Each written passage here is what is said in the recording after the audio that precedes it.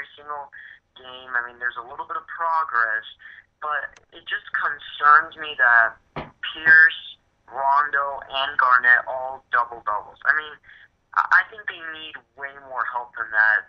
They need some of the load off so that they can be fresh for later on in the playoffs and later on during the season in January when we get to that stage. And I just think that Boston, they still have a lot of work to do, but again, I've seen this a lot, but still, there's a little room to be a little bit concerned. So I think that's what we need to watch out for. Washington, though, look, great job for hanging in there for that entire 48 minutes. Well, 48 minutes plus.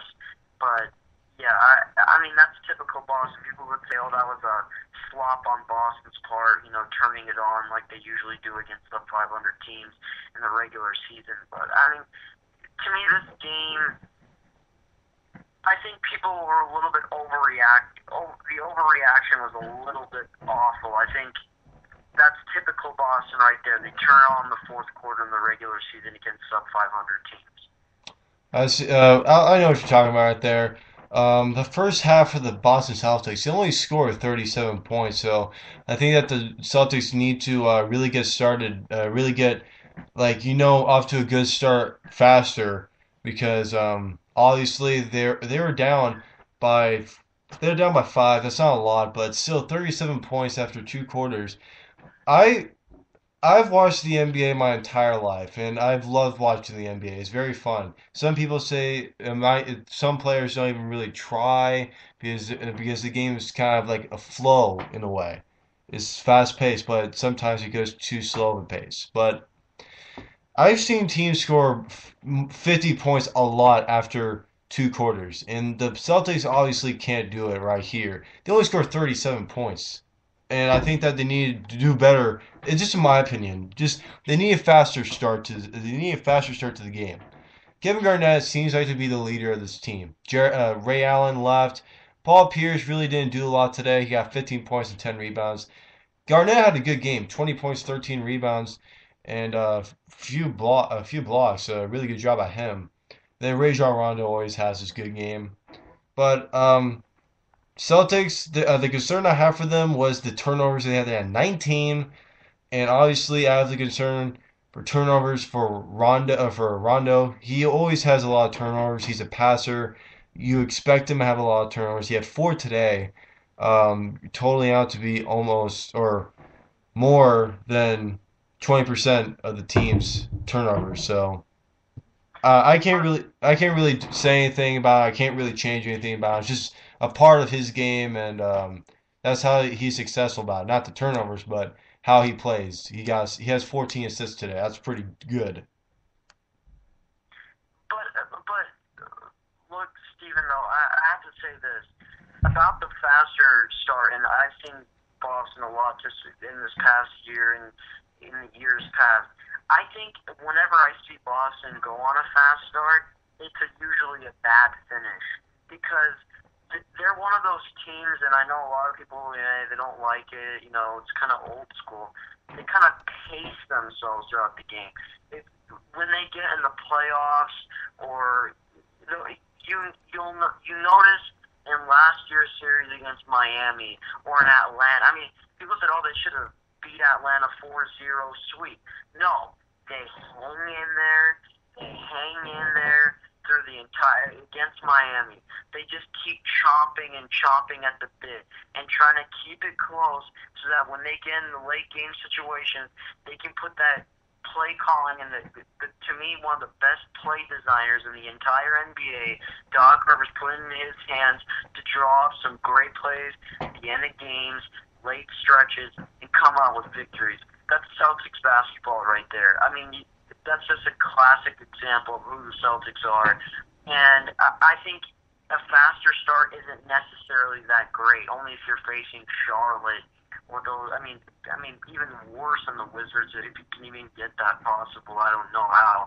Only if you have like Kwame Brown and like all these different type of players on the same team. But that's another story for another day. But fast starts, I think, are not really in Boston's uh, type of game. I think they finish better at the end than start at the beginning.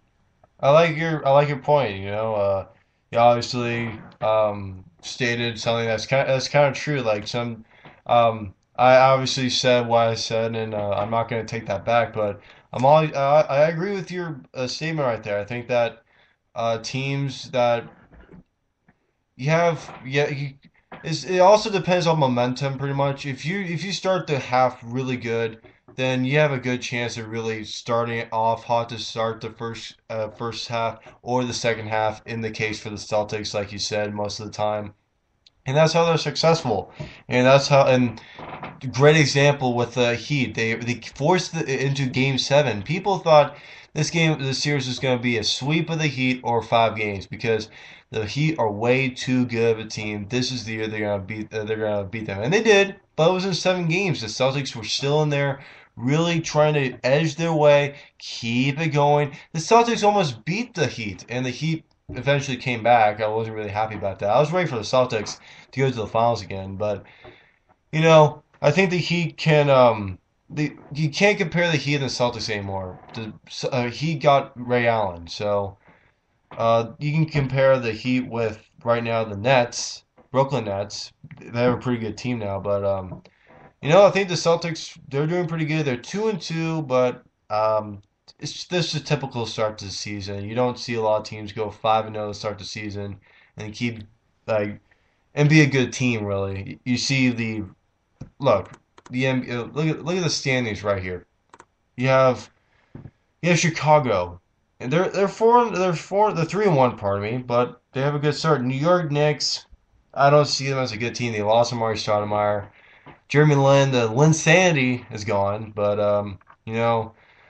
I think Boston takes that division pretty easily, and then Philadelphia is number 2 after that, or Brooklyn. You know, Eastern Conference up in the air. Who cares? Um, Who do you think was the biggest performer from the Celtics today?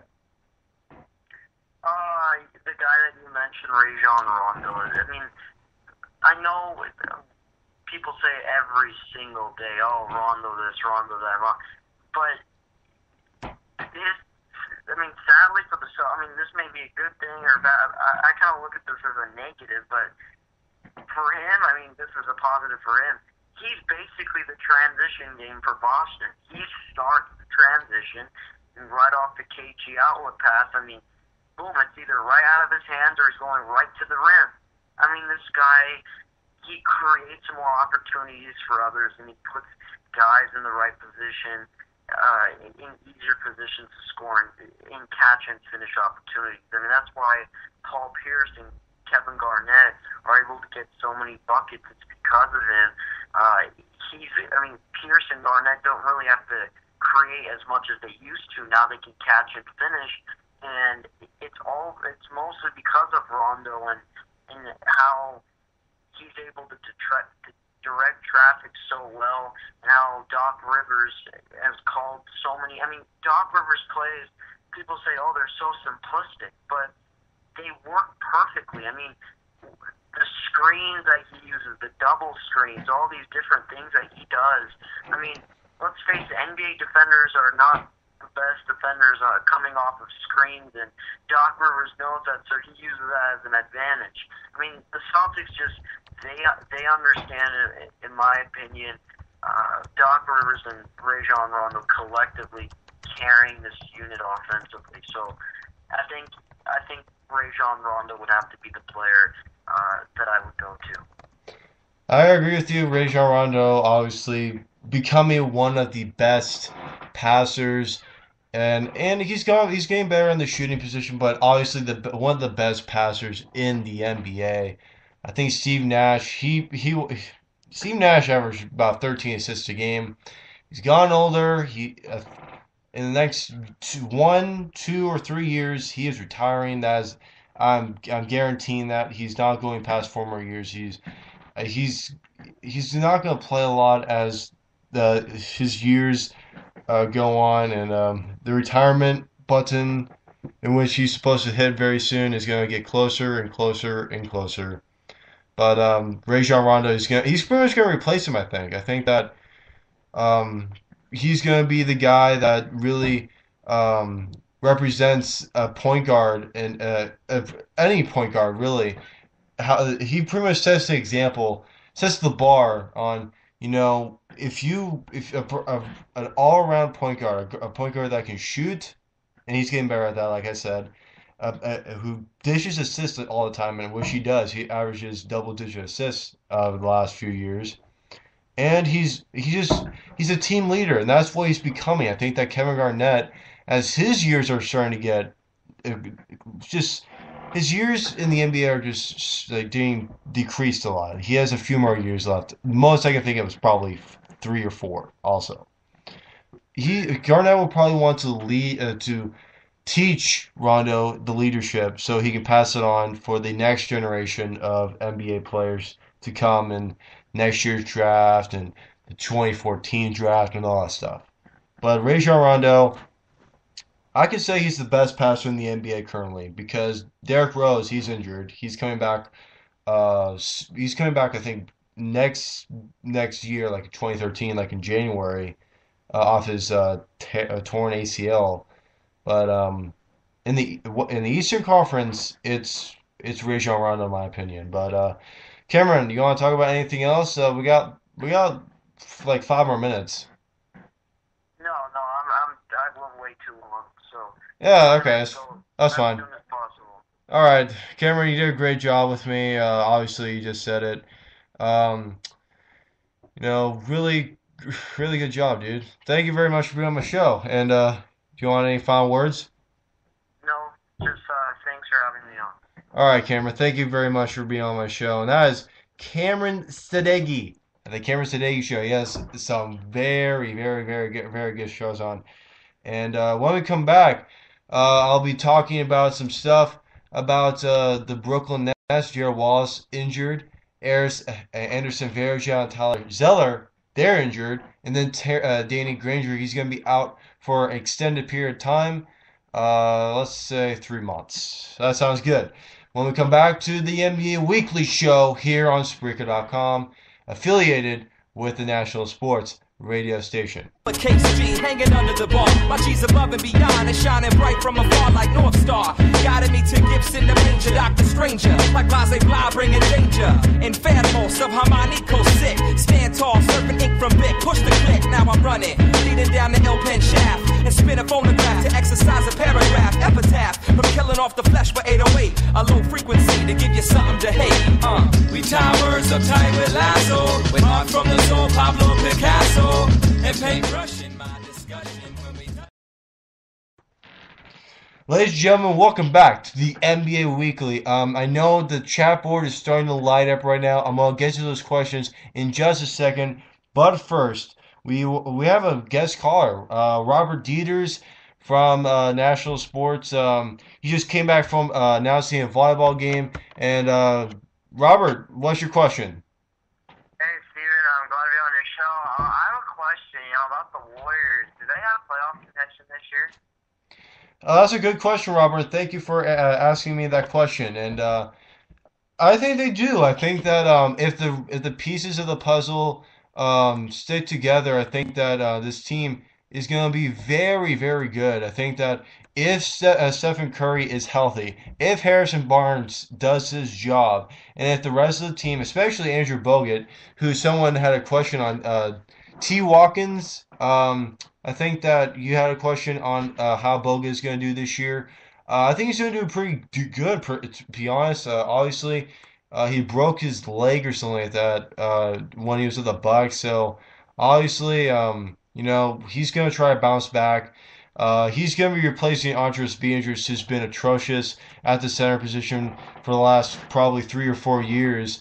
Before then, he was almost an all-star. He was a very good center who really was physical down there. Now he's not that good. He's not good at all. He's kind of a fill-in part of the roster. So pretty much that's what I think about the Warriors. If Stephen Curry gets injured, if Bogut gets injured again, if Harrison Barnes doesn't really do his job, if the bench doesn't really help out, the Warriors aren't going to make it to the playoffs. The bench needs to help out for the Warriors. I think that Jared Jack and Carl Landry